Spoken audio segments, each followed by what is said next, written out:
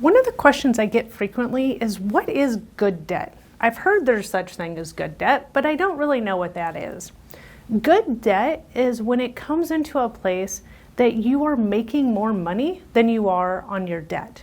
So here are some examples of this. When interest rates were low on mortgages and you could get a mortgage for 2.5%, 2.75%, 3%, those rates typically are lower than inflation. That also means that you could take your excess money and invest that money to do more with it. So when you think about things like instead of having a 5% interest rate, you saved 2%, well, you could make sometimes 8% or 10% in the market. That is one area where people consider it good debt.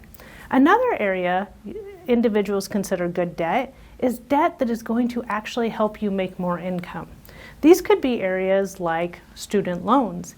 If you're looking at your career and how is that debt going to help your income over time, again, that's an area where you could end up making more from taking on that debt than if you had not taken the debt to begin with. There's a few other areas to take into consideration. Some of these are on short-term areas. If you are looking to do some new furniture in your house or new windows or doors or some of the areas, lots of times individuals will offer 0% interest for a short amount of time. Now the tricky part on these is there's a term involved. So they might say 24 months or 36 months, but after that time, the interest rate typically is going to be quite high. So you're going to want to keep an eye on those.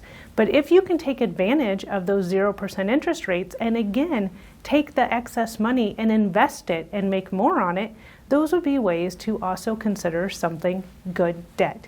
The idea of this is how to make the most of your money and make sure you're taking advantage of lower interest rates and higher rates of return on markets to get the best possible use of your money. And that's today's Financial Flash.